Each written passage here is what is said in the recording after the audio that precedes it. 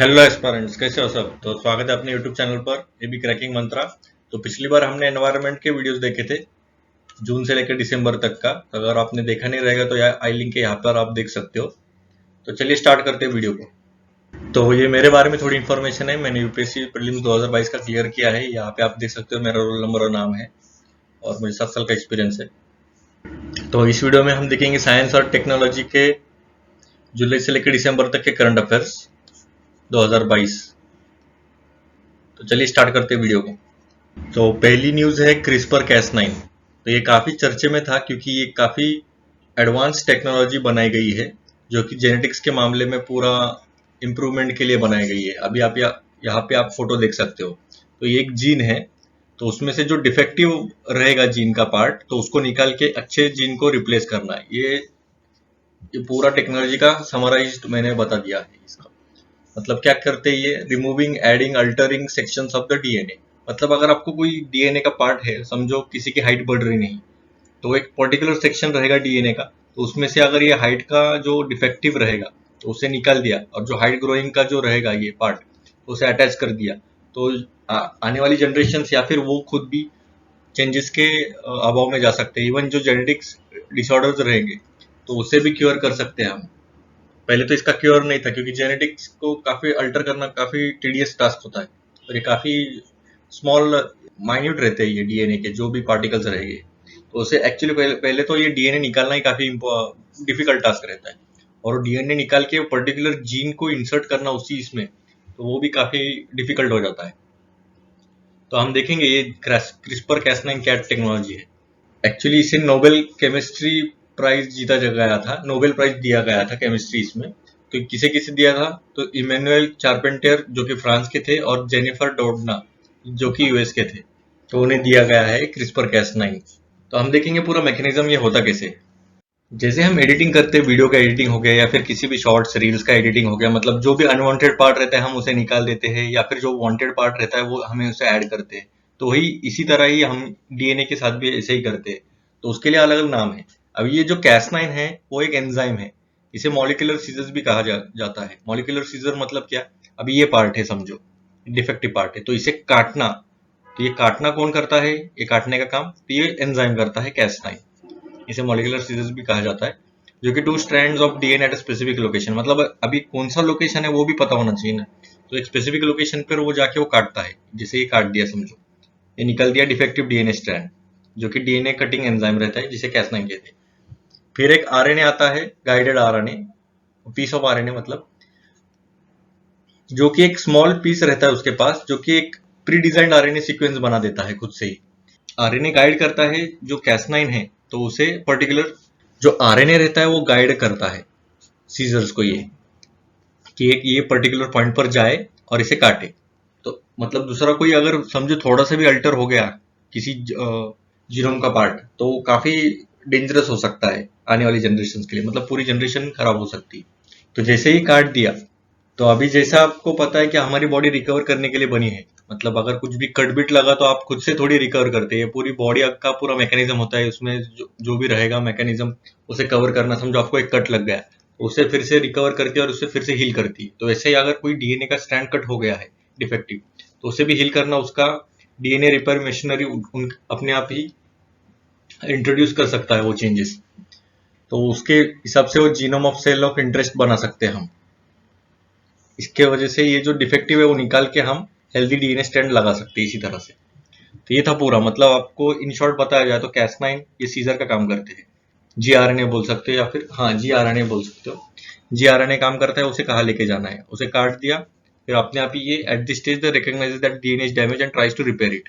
मतलब वही है कि जैसे आप समझ जाता है, बॉडी को समझ जाता है कि ये डीएनए कट हुआ है, तो उसे रिपेयर करने के लिए अपने आप बॉडी रिकवर करना स्टार्ट करती है। ये था पूरा क्रिस्पर कैस9 टेक्नोलॉजी, और काफी इंपॉर्टेंट है। इसके एप्लीकेशन पार्ट पे आप ज्यादा फोकस करिएगा। मैंने इसमें एप्लीकेशन पार्ट डाला नहीं है क्योंकि एप्लीकेशन इसके जिधर जाएगी उतना कम ही है। हेल्थ इंडस्ट्री में तो बहुत ज्यादा है इसके एप्लीकेशन, उतने रिस्क भी है, क्योंकि अगर ये गलती से दूसरी जगह कट हो गया तो खत्म हो गया फिर। तो ठीक है, हम नेक्स्ट इश्यू की तरफ चलते हैं। अभी न्यूज है जेम्स वेब स्पेस टेलीस्कोप के पहले फर्स्ट इमेजेस। यहाँ पे आप देख सकते हो कि ये जो जेम्स वेब स्पेस टेलीस्कोप है, उन्होंने फर्स्ट इमेजेस भेजी है नासा को। तो ये देखिए कैसा पूरा गैलेक्सी का क्लस्टर है पूरा। मतलब पूरा ग्रुप है गैलेक्सी का।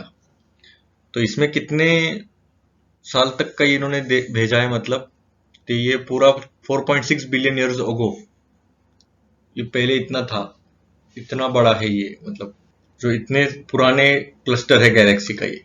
और ये सबसे डीपेस्ट और फाइनेस्ट इंफ्रारेड इमेज है, जो कि सबसे लंबे मतलब बहुत दूर तक के और सबसे ओल्डेस्ट गैलेक्सी हमें डिस्कवर किए गए हैं ये इस इमेजेस से। तो ये आप याद रखिए, जेम्स वेब स्पेस टेलीस्कोप।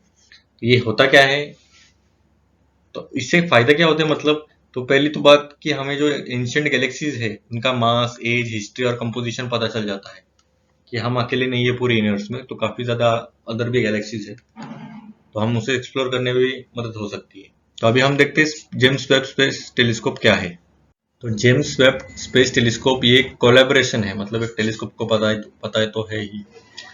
ये एक रिजल्ट है इंटरनेशनल कोलैबोरेशन का, जो कि है NASA, European space agency USA और कैनेडियन स्पेस एजेंसी, जिसे लॉन्च किया गया था दिसंबर 2021 में। और इसकी जो करंट पोजीशन है, अभी देखिए ये सन है समझो बड़ा, और ये अर्थ है। तो ये दोनों का मैग्नेटिक, ये जो ग्रेविटेशनल फोर्स है वो काफी स्ट्रांग रहेगा, और कुछ कुछ जगह पर ये थोड़ा सा खाली रहेगा, मतलब ये दोनों को कैंसल आउट करते रहेंगे और इधर एक पॉइंट होगा। तो वैसे इस पॉइंट को कहा जाता है लैग्रेंज पॉइंट। तो ऐसे 5 पॉइंट्स हमने डिस्कवर किए, तो उसमें से जो लैग्रेंज पॉइंट 2 है, तो वहां पे ये इसका पोजीशन है, करंट पोजीशन। अभी इस पर ही क्यों डाला है, अगर समझो इधर रहता तो ये खिंच जाता, या फिर इसे ज्यादा फ्यूल लगता क्योंकि उधर ही पॉइंट को स्टेबल रखने के लिए, या फिर अगर इधर रहता तो फिर ये इधर खींच सकता था। तो ऐसा पॉइंट निकालना था कि जो दोनों को न्यूट्रलाइज करे, मतलब जो भी दोनों को ग्रेविटेशनल फोर्स है उसे न्यूट्रलाइज करके एक पॉइंट बनाया गया है, ये लैग्रेंज पॉइंट, जो कि है 1.5 million kilometre beyond earth orbit.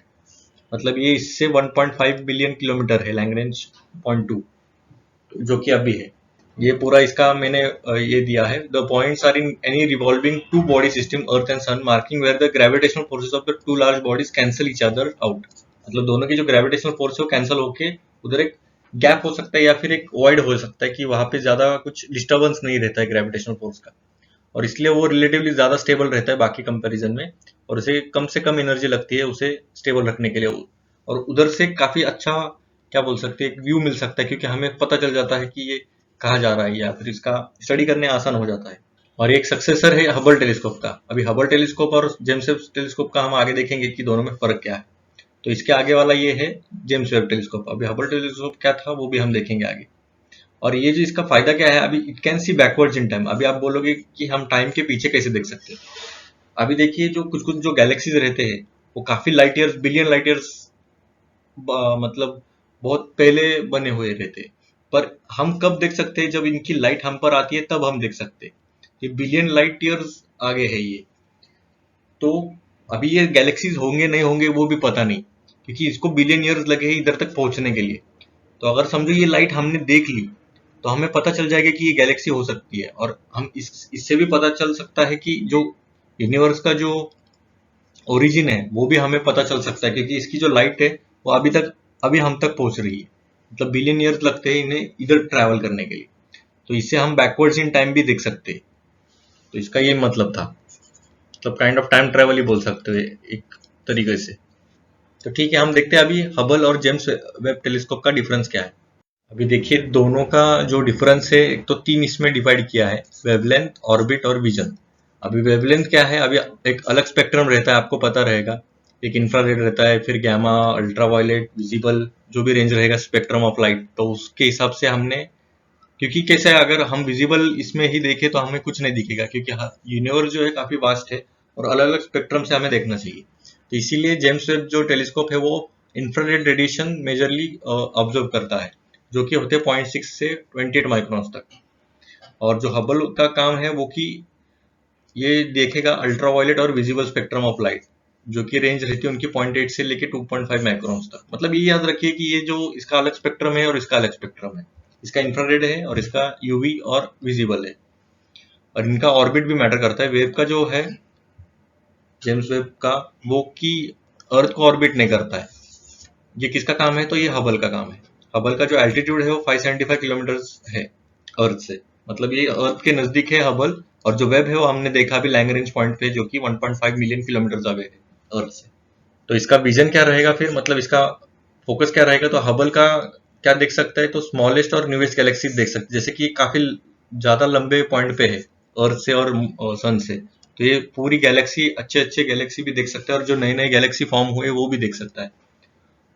और जो वेब है वो भी न्यूबॉर्न गैलेक्सी देख सकता है वैसा। तो ये था पूरा हबल और जेम्स वेब टेलीस्कोप का डिफरेंस। तो चलिए हम नेक्स्ट इश्यू की तरफ चलते हैं। अभी 5G के ऊपर काफी ज्यादा न्यूज चल रही थी। 5G क्या है, उसके पहले हम थोड़ा हिस्ट्री देखते हैं कि 1G 2G 3G 4G क्या था। तो जो 1G था वो लॉन्च हुआ था 1980s में, और ये रेडियो सिग्नल्स के ऊपर ज्यादा फोकस था। मतलब ये वॉइस कॉल को ज्यादा सपोर्ट था इसका, सिर्फ वॉइस कॉल हम कर सकते थे 1G में। जैसे आपके नोकिया का जो फोन रहेगा उसमें मेजरली आपको देखा रहेगा 6600 वाला, तो ओनली वॉइस कॉल हो रहा था 1G में। 2G में थोड़ा एडवांस हो गया, थोड़ा नेट का भी यूजेज आ गया, बैंडविड्थ भी बढ़ गई, डिजिटल रेडियो सिग्नल्स यूज करने लग गए, फिर बहुत वॉइस और डाटा ट्रांसमिशन भी होने लग गया। मतलब थोड़ा थोड़ा नेट हम यूज कर सकते थे लेटर लेटर स्टेजेस पे। 1990s में आ गया था, मतलब 10-10 साल का गैप है देखिए। फिर आ गया 3G। 3G में तो आपको पता ही है कि इसकी स्पीड बढ़ गई 1 MB पर, मतलब ये 64 KB पर सेकंड था, अब ये 1 MB पर सेकंड हो गया। कितना डिफरेंस हो गया देखिए, 1 से 2 MB पर सेकंड पर आ गया था। इसमें भी फर्क है, ये MB कैपिटल रहा तो अलग है, मेगा बिट्स और मेगा बाइट्स दोनों में अलग अलग फर्क है। आपने अगर जियो का देखा रहेगा, मतलब जो भी आपको 100 MB पर सेकंड बता रहेगा तो ये बाइट्स है, और ये जो कैपिटल भी रहता है वो ज्यादा MB वाला है, मतलब आपको हार्डली 12 MB पर सेकंड देता रहेगा। अगर आपको 100 बोला रहेगा कि आपको MB पर सेकंड देते हैं, पर ये एक्चुअली 12 MB देते हैं बस। आप देख लीजिएगा, आपको सिर्फ देखिए, आपको दोनों में फर्क दिख जाएगा। जब जो स्मॉल रहेगा तो उसका काफी कम स्पीड होता है, ये आप याद रखिए, और जो कैपिटल रहेगा तो इसकी ज्यादा स्पीड रहती है। तो इसमें 3G में क्या था, ये ट्रांसमिट करते टेलीफोन सिग्नल, डिजिटाइज वॉइस, तो वीडियो कॉल्स, कॉन्फ्रेंसिंग, मतलब ये सब ऑलमोस्ट वीडियो कॉल चालू हो गया था इसमें 3G में। और 4G में तो सीधा वर्चुअल रियलिटी, आपने देखा रहेगा VR आने लग गए, जो आप गॉगल्स पहनते हैं और उससे आप जो भी अलग अलग गेम्स भी आ गए देखिए। और इसमें स्पीड भी बढ़ गई, 2009 में ऑलमोस्ट 4G लॉन्च हो गया था, तो उसकी स्पीड भी काफी बढ़ गई, 100 MB पर सेकंड से 1 GB पर सेकंड तक गया था ऑलमोस्ट। तो ये था 4G। तो अभी हम देखते हैं अभी 5G में क्या आ गया। तो ये तो है नंबर सीरीज का 5th जनरेशन, वैसे देख सकते हो 5th जनरेशन आ गया था, और एक वर्चुअली कनेक्ट कर सकता है सभी को, इंक्लूडिंग मशीन ऑब्जेक्ट डिवाइसेस। तो ये काफी इंपॉर्टेंट हो गया था, मतलब AI का इधर से बोल सकते हो आप, इधर से स्टार्ट हुआ था 5G में। तो इसकी स्पीड भी बढ़ा दी गई थी, जैसे कि देख सकते हो सबसे ज्यादा कितना जा सकता है, तो 20 GB पर सेकंड तक जा सकता है। गीगा बिट्स है, मैंने बोला पहले, बिट्स और बाइट्स बहुत ज्यादा फर्क है। कुछ तो 8 बिट्स का 1 बाइट रहता है, ऐसा कुछ तो है, मुझे पता नहीं, अभी आइडिया नहीं है इतना, पर इसके आसपास ही है कुछ तो बाइट्स बड़ा है बिट्स से, इतना याद रखिए। तो और जो मैक्सिमम स्पीड है 4G की, तो वो मैक्सिमम 1 GB पर सेकंड तक आया है। और जो 5G है मेनली, जो कि 3 बैंड्स पे काम करता है, लो मिड और हाई फ्रीक्वेंसी स्पेक्ट्रम पे काम करता है। तो हम देखते हैं लो बैंड और मिड बैंड और हाई बैंड में क्या फर्क है। तो जो लो बैंड स्पेक्ट्रम है उसकी लिमिटेड स्पीड रहती है 100 Mbps, मतलब मेगा बिट्स पर सेकेंड। मतलब क्या, जो टेलीकॉम कंपनीज है वो यूज और इंस्टॉल कर सकते हैं कमर्शियल सेलफोन यूजर्स को, मतलब उनकी कोई हाई डिमांड की स्पेसिफिक नीड नहीं है, वेरी हाई स्पीड इंटरनेट की जरूरत नहीं है, ऑलमोस्ट नॉर्मल 100 MB पर सेकंड में मिल गया तो काफी हो जाता है। मतलब इंडस्ट्री यूज के लिए तो अच्छा नहीं है ये, क्योंकि इंडस्ट्री के लिए काफी ज्यादा लगता है इंटरनेट का। तो ये नॉर्मल हाउस होल्ड के लिए, कमर्शियल सेलफोन यूजर्स के लिए यूज कर सकते हैं। मिड बैंड में कैसा है, थोड़ा सा हायर स्पीड जाता है कंपेयर टू लो बैंड, पर इसका लिमिटेशन है, जैसे आपको स्पीड बढ़ेगी तो आपका जो रेंज होता है वो कम हो जाता है। जैसे आपको अगर अच्छा पिकअप चाहिए तो माइलेज भी फर्क पड़ता है, वैसा काम है ये। कवरेज और एरिया और पेनिट्रेशन सिग्नल्स का काफी फर्क पड़ता है। इसका काम होता है फिर ये इंडस्ट्रीज, स्पेशलाइज फैक्ट्री यूनिट्स, जो बिल्डिंग कैपेटिव नेटवर्क्स रहते हैं, या फिर जो पर्टिकुलर इंडस्ट्री के लिए काफी यूजफुल रहता है मिड बैंड। और हाई बैंड में तो सबसे ज्यादा स्पीड दिया जाता है, और एक्सट्रीमली लिमिटेड कवरेज रहता है, सिग्नल पेनिट्रेशन स्ट्रेंथ, जो कि अभी 5G में होने वाला है टेक्नोलॉजी में, internet of things, smart technology, ये इंफ्रास्ट्रक्चर में। आप देखते हो कि अगर आप एड्स में देखा रहेगा कि अगर कोई अंदर आता है तो अपने आप लाइट चालू हो जाते हैं, या फिर किसी ने बोला कि सिर्फ क्लोज द कर्टन, तो कर्टन क्लोज हो जाते हैं, या फिर एक बटन दबाया तो सब सिस्टम्स ऑफ हो जाते हैं, या फिर सब, तो ये सब ये हाई बैंड स्पेक्ट्रम में आ जाता है। काफी लिमिटेड कवरेज रहता है, और सिग्नल का जो पेनिट्रेशन स्ट्रेंथ है वो काफी बढ़ जाती है। तो ये था तीनों का इसमें। तो ठीक है, हम नेक्स्ट इशू की तरफ चलते हैं। तो अभी न्यूज है क्वांटम की डिस्ट्रीब्यूशन, जिसे क्यू के डी भी बोला जाता है या फिर इसे क्वांटम क्रिप्टोग्राफी भी बोला जाता है।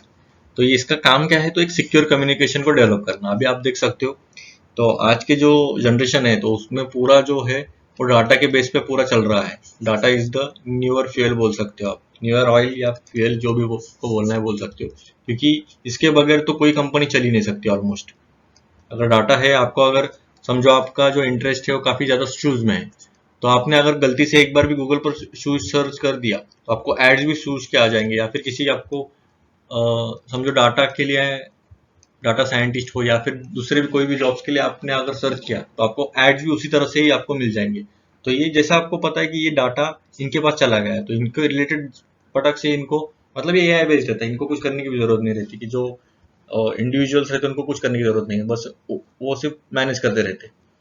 तो उसे सिक्योर करने के लिए कुछ तो रहना चाहिए ना। अब ये जो पूरा डाटा है, अगर इसे किसी ने ब्रीच किया, अभी रिसेंटली एचडीएफसी का डाटा लीक हुआ था, ऑलमोस्ट 1.5 जीबी यूजर्स का, इतना ज्यादा था आई गेस, तो उसे भी हैक कर दिया था। तो इसे सिक्योर करने के लिए कुछ तो सिस्टम होना चाहिए।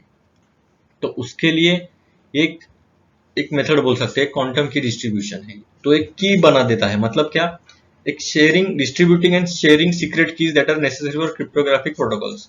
मतलब एक की बना देता है कि अभी ये डाटा है तो उसकी एक की रहेगी, तो उसे डिकोड करने के लिए इसी का यूज करना चाहिए। हम देखेंगे आगे मैकेनिज्म कैसा है, तो अभी हम मैकेनिज्म ही देखते हैं। चलिए अभी एक एग्जांपल के तौर पर हम देखते हैं।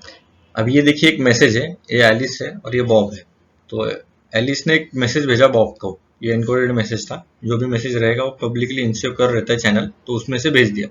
अभी ये एनकोडेड मैसेज है, तो इसी मैसेज के ऊपर एक क्वांटम की डिस्ट्रीब्यूशन चैनल रहता है जो कि एक रैंडम सीक्रेट की बना देता है। मतलब ये जो मैसेज रहेगा वो एनक्रिप्टेड रहेगा, कुछ तो अलग इसमें एनक्रिप्ट किया गया रहेगा। तो जो एनक्रिप्टेड जो रहता है ये जो, तो इसे क्यूबिट्स कहा जाता है। जो भी इंक्रिप्शन कीज रहते हैं ये, इसे कहा जाता है क्यूबिट्स, क्वांटम बिट्स बोलते हैं इसे, जो कि ऑप्टिकल फाइबर थ्रू भेजा जा सकता है, ये ट्रांसमिट कर किया जा सकता है। अब ये एलिस और बॉब के बीच में ही रहेगा। अगर समझो मैं हैकर हूँ, मान लीजिए, अगर मैं इनका कुछ तो पढ़ना चाहता हूँ, अगर मैं इसके थोड़ा भी इसके आजू बाजू गया, मतलब इसको हैक करने की कोशिश की, तो ये जो डिस्ट्रीब्यूशन रहता है ये पूरा क्यूबिट्स का, तो ये डिस्ट्रीब्यूशन थोड़ा डिस्टर्ब हो जाएगा। और जैसे ही ये डिस्टर्ब हो जाता है तो हमें दोनों को मैसेज जाएगा कि कोई तो छेड़खानी कर रहा है। तो जैसे हमें पता चलता है कि ये छेड़खानी कर रहे हैं तो हम इसे पकड़ सकते हैं। एक ट्रांसमिशन एरर आ जाता है इसमें, इसकी वजह से एंड टू एंड जो यूजर्स रहेंगे उनको इमीडिएटली इन्फॉर्म हो जाता है कि कुछ तो छेड़खानी हो रही है, तो हमें तुरंत पता चल जाता है कि कोई तो हैक करने की कोशिश कर रहा है। और ये पूरा जो है रहता है ये फोटॉन्स में बनाया रहता है, और फोटॉन्स को हैक करना काफी नेक्स्ट टू इम्पॉसिबल ही है एक्चुअली देखा जाए तो ये था पूरा क्वांटम की डिस्ट्रीब्यूशन का। तो आपको उम्मीद है आपको समझ में आ गया रहेगा। कुछ नहीं है इसमें, सिर्फ नाम का खेल है। बाकी तो एक जर्नलिस्टिक वे में देखा जाए तो ये बस सेफ करने के लिए या फिर एक सेफर चैनल के लिए यूज किया जाता है कि हैक ना हो, बस इसका मेन पर्पस तो यही है। तो ठीक है, इसका सिग्निफिकेंस देखते हैं हम क्या है। तो सिग्निफिकेंस तो जैसा कि आपको पता है कि डिटेक्शन ऑफ लीक, इसे ये डिटेक्ट कर सकता है कि कोई भी अगर हैक करने की कोशिश कर रहा है और कोई अटेम्प्ट भी कर रहा है तो उसे भी हमें पता चल जाएगा। प्री डिटरमाइंड एरर लेवल्स, तो ये खुद से ही एरर लेवल डिटेक्ट कर सकता है। जैसे कि आपको पता है कि अगर कोई इंटरप्ट करने की कोशिश किया तो क्यूबिट्स पूरा डिस्टर्ब हो जाएगी और उसे सिग्नल दिया जाएगा। और इसे हैक करना ऑलमोस्ट नेक्स्ट टू इम्पॉसिबल ही है, क्योंकि ये पूरा फोटोन में रहता है जैसे मैंने आपको बताया। और एक जो फोटोन रहता है वो परफेक्टली कॉपी नहीं किया जा सकता, नहीं तो फिर वो डिस्टर्ब हो जाएगा। मतलब अगर कोई अंदर आने की कोशिश किया तो उसका पूरा ट्रेस मिल जाएगा कि ये किस तरह से हैक करने की कोशिश कर रहा था। तो ये था पूरा इसका सिग्निफिकेंस। तो चलिए हम नेक्स्ट इश्यू की तरफ चलते हैं। तो अभी ये जो है रोशनी, नाम ही है रोशनी देंगे, तो किसमें रोशनी देंगे और क्या है ये, तो एक इंडिया का पहला सलाइन वाटर लैंटर्न है। लैंटर्न मतलब एक कंदील बोल सकते हैं, या फिर ये आप देख सकते हो काइंड ऑफ लैंप ही बोल सकते हो। लैंटर्न लैंटर्न तो पता ही रहेगा आपको। तो फर्स्ट सलाइन वाटर लैंटर्न है ये। मतलब क्या, जो खारा पानी रहता है सी वाटर, तो उसका यूज इलेक्ट्रोलाइट के बेसिस पे किया जा सकता है। और इसका जो इलेक्ट्रोलाइट्स रहेगा वो डिजाइन किया जाता है ऐसे कि इसके जो इलेक्ट्रोलाइट्स रहेंगे उसका पावर में कन्वर्जन हो जाता है, ये to power the LED lamps. तो ये देख सकते हो आप, यहाँ पे इसका फोटो है। तो इसे डेवलप किया गया था National Institute of Ocean Technology NIOT ने। तो इसका सिग्निफिकेंस ये जो पुअर और जो नीडी रहते हैं, जो कि जो कोस्टल एरियाज में रहते हैं, तो उनका लाइट का काफी इश्यू हो जाता है रात में। पर्टिकुलर जो फिशिंग कम्युनिटी रहती है, जो 7,500 किलोमीटर लॉन्ग अपना कोस्टल लाइन है, उनके लिए तो काफी अच्छा कम्युनिटी लिविंग के लिए काफी इंपॉर्टेंट रहेगा ये इन्वेंशन। तो ये था पहला सलाइन वाटर लैंटर्न। तो ठीक है, हम नेक्स्ट इश्यू की तरफ चलते हैं। तो अभी न्यूज है इंडिया का पहला कमर्शियल एसएसए ऑब्जर्वेटरी। एसएसए मतलब क्या? Space situational awareness. जैसे कि नाम में है कि स्पेस का सिचुएशनल अवेयरनेस के बारे में, मतलब ऑब्जर्वेटरी है ये। यहाँ पे आप देख सकते हो ये ऑब्जर्वेटरी है, मतलब स्पेस को देखना, यही इसका काम है। ऑब्जर्वेटरी का काम यही होता है, जो कि सेटअप किया गया है गढ़वाल रीजन उत्तराखंड में। और इसे सेटअप किसने किया गया है? तो दिगंतरा, एक Bengaluru based space sector startup ने किया है। दिगंतरा भी आप याद रख सकते हो। और ये फर्स्ट कमर्शियल है ये स्पेस सिचुएशनल अवेयरनेस, ये आप याद रखिएगा। और इससे रिलेटेड भी इनिशिएटिव लिए गए हैं, वो भी हम देखते हैं। जैसे कि जो प्रोजेक्ट नेत्र है, नेत्र क्या है? तो एक अर्ली वार्निंग सिस्टम है स्पेस में, जो कि डिटेक्ट कर सकता है जो स्पेस डेब्री या फिर कुछ भी दूसरे हजार्ड्स रहेंगे इंडियन सैटेलाइट्स को। अभी ये अर्थ है अपना, तो समझो स्पेस डेब्री मतलब क्या? जो कचरा रहता है, हमने जो कचरा फैला गया है सैटेलाइट्स का, या फिर टूटे हुए सैटेलाइट्स जो भी घूमते रहेंगे, उसके चांसेस ज्यादा बढ़ जाते हैं कि अर्थ पे ये क्रैश हो जाए। तो जैसे जैसे आपको, स्पेशली इंडिया में अगर कोई डेब्री आती रहेगी, तो उसे इन्फॉर्म करना हमारे इंडियन सैटेलाइट को, और हमें तुरंत इंफॉर्मेशन देना। तो ये था इसका अर्ली वार्निंग सिस्टम, प्रोजेक्ट नेत्र का ये काम है। अगर ये ऑपरेशनल हो गया तो ये इंडिया का पहला खुद का कैपेबिलिटी रहेगा, जो कि स्पेस सिस्टम और अवेयरनेस को बढ़ावा देगा। तो इसकी जो रेंज है वो 1,500 किलोमीटर के आसपास है। स्पेस डेब्री की ट्रैकिंग की रेंज रहेगी रडार की। तो आप समझ सकते हो कितना फायदेमंद रहेगा ये। उसके बाद आता है क्लियर स्पेस वन, जो कि एक ग्लोबल लेवल पे इनिशिएटिव लिया गया है यूरोपियन स्पेस एजेंसी द्वारा, जो कि लॉन्च किया जाएगा 2025 में। ये फर्स्ट स्पेस मिशन रहेगा जो एलिमिनेट करेगा डेब्रीज फ्रॉम ऑर्बिट। अभी जो अर्थ की जो ऑर्बिट है, आप बस गूगल करिएगा कि स्पेस डेब्रीज, आपको पूरा चार्ट दिख जाएगा। जो कचरा मंडरा रहेगा ना अर्थ के ऊपर सैटेलाइट्स का, या फिर जो भी डेब्रीज रहेंगे उसका, तो आपको वो दिख जाएगा। तो इतना ज्यादा हो गया है कि अभी जो लॉन्च करने जाने वाले हैं हमारे आगे के सैटेलाइट्स, तो उनमें काफी दिक्कतें आ जाएगी। अगर समझो ये लॉन्च किया और समझो कोई डेब्री टकरा गई, तो ये तो खत्म ही हो जाएगा जगह पर। इसके वजह से ये पूरा क्लियर स्पेस वन ये इनिशिएटिव लॉन्च किया है। वैसे अलग अलग इनिशिएटिव्स भी बाकी इसने भी किए हैं, तो वो भी हम देखेंगे बाद में। तो इसी पर एक यूपीएससी का क्वेश्चन है 2016 में पूछा गया था, with reference to Astrosat, the astronomical observatory launched by India, which of the following statements are correct? तो एस्ट्रोसैट के रिगार्डिंग हमें ये स्टेटमेंट्स देखते हैं। Other than USA and Russia, India is the only country to have launched a similar observatory into space. अभी देखिए only country बोला है, मतलब यूएसए और रशिया को छोड़ा जाए तो इंडिया सिर्फ एक कंट्री है जिसने ऐसे ही सिमिलर स्पेस जो ऑब्जर्वेटरी है वो लॉन्च किया है स्पेस में।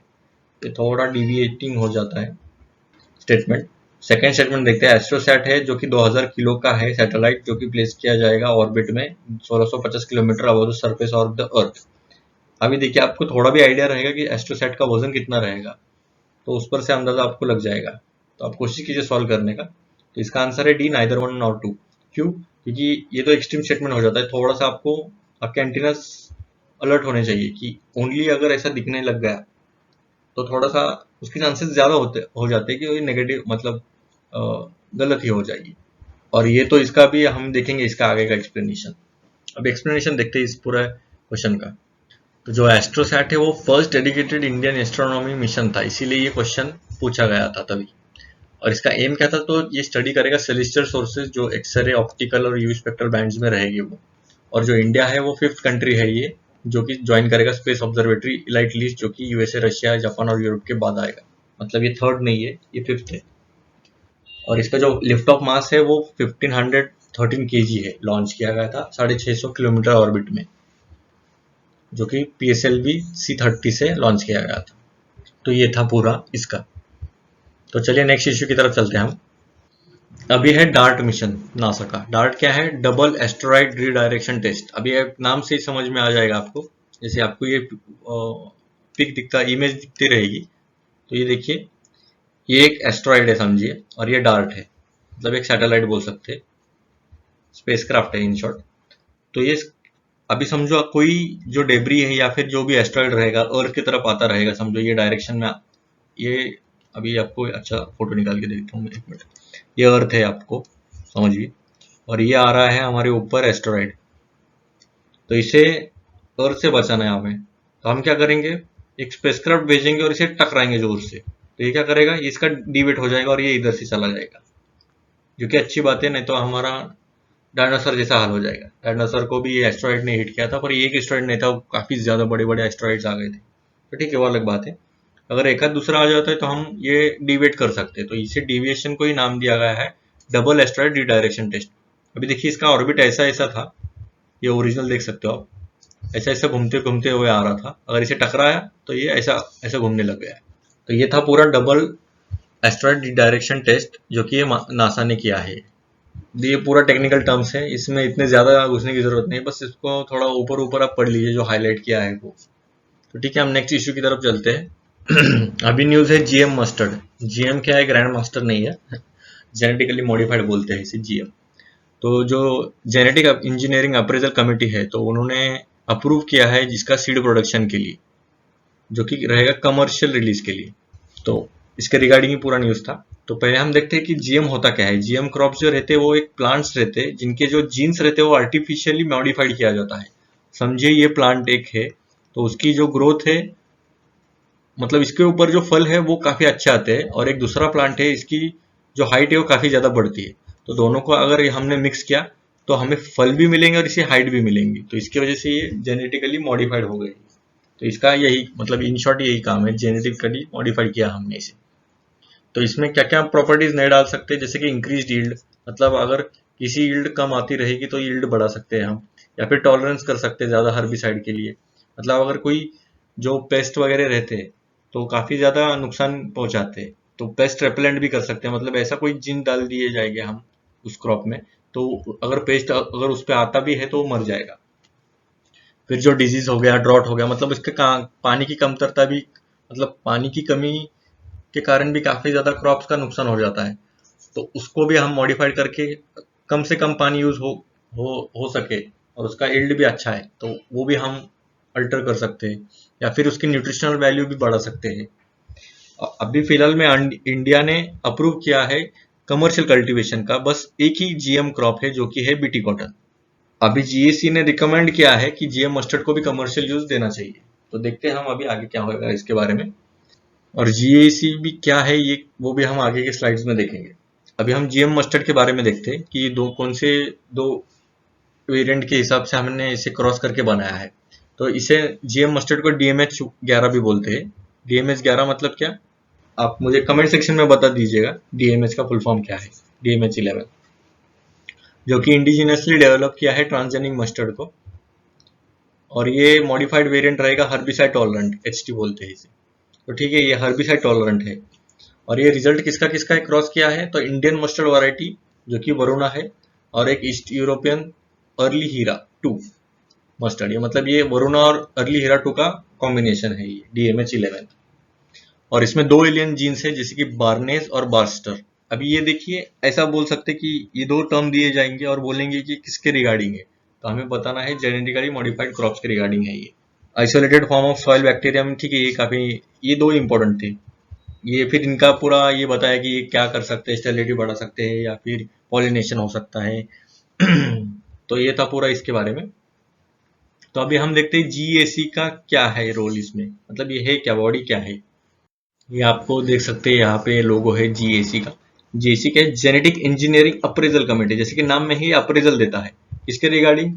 तो जो हजार्डस माइक्रो ऑर्गेनिजम्स रहते हैं या फिर रिसर्च इंडस्ट्रियल प्रोडक्शन रहते हैं एनवायरमेंटल एंगल से, तो उस एक्टिविटीज को ये अप्रेजल दे सकता है। और मेजरली जो रहता है ये जेनेटिकली जो मॉडिफाइड क्रॉप्स रहते हैं या फिर जेनेटिकली इंजीनियर्ड ऑर्गेनिजम्स रहते हैं या फिर प्रोडक्ट्स रहते हैं, तो उसके रिगार्डिंग भी अप्रेजल दे सकता है।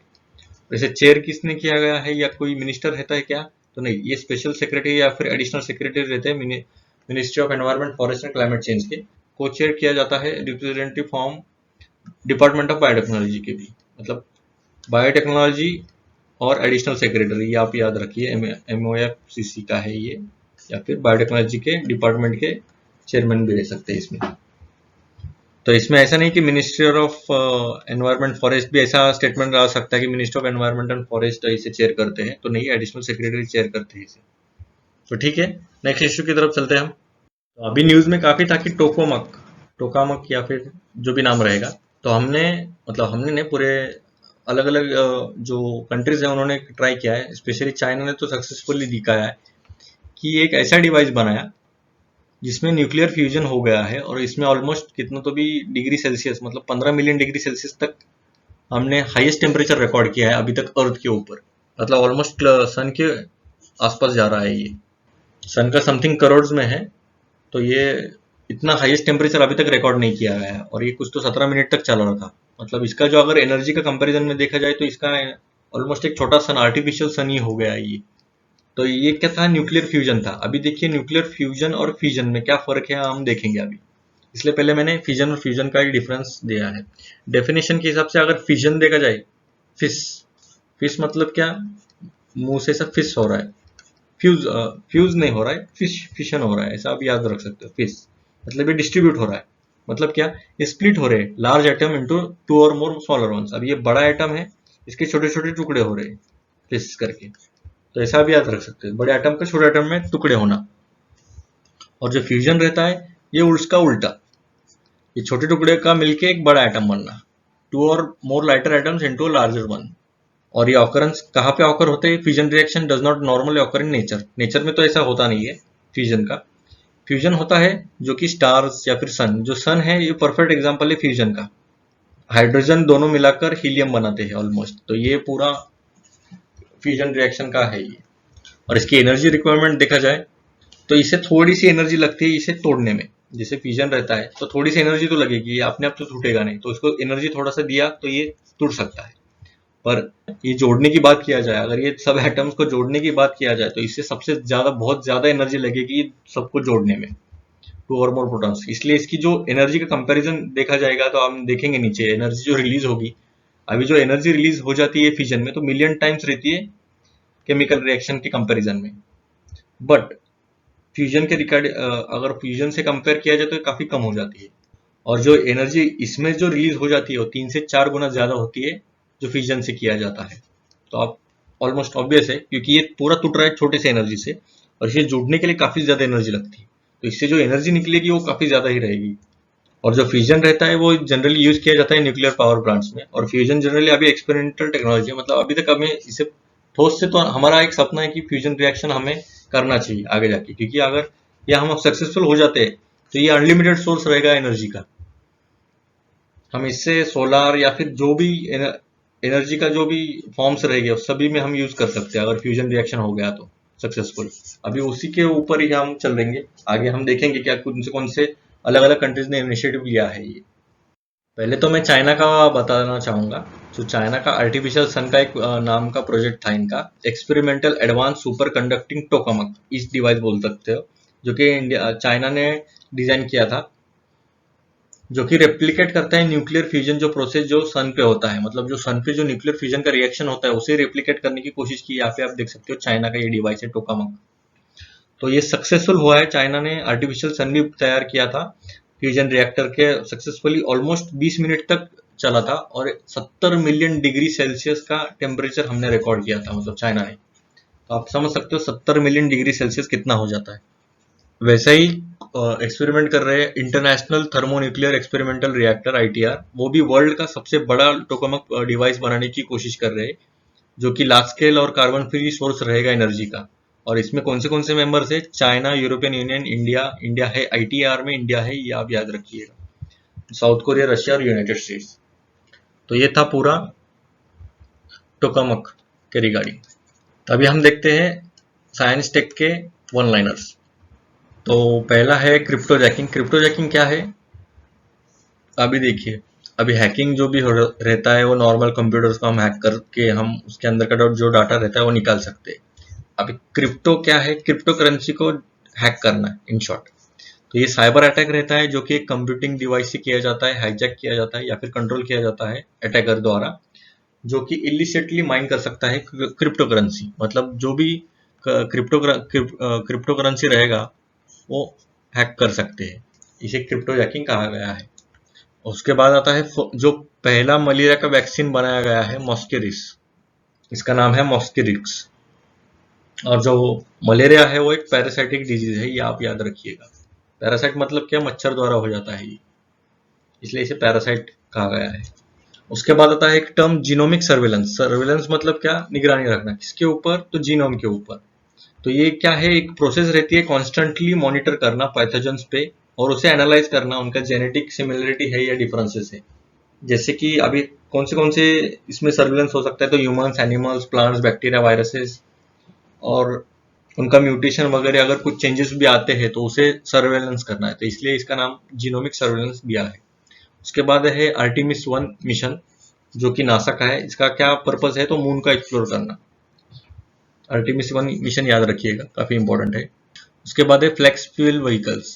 ये फ्लेक्स फ्यूल व्हीकल्स क्या होते हैं, तो अभी नॉर्मल जो व्हीकल होते हैं वो पेट्रोल डीजल पे चल जाते हैं।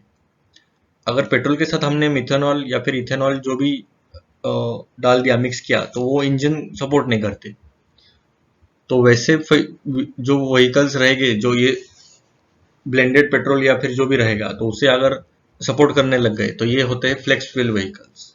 इनके जो इंजिन रहते हैं वो फ्लेक्सिबल फ्यूल बोल सकते हो आप, फ्लेक्सिबल फ्यूल का काम करते हैं। जैसे कि जो कॉम्बिनेशन रहता है पेट्रोल और इथेनॉल का, ऑलमोस्ट 100% इथेनॉल भी इसके ऊपर यूज किया जा सकता है। ये फ्लेक्सिबल फ्यूल व्हीकल्स रहते हैं, मतलब इसमें इथेनॉल भी पूरा 100% भी डाल दिया तो भी चल जाएंगे, इथेनॉल के साथ पेट्रोल भी डाल दिया तो भी चल जाएंगे।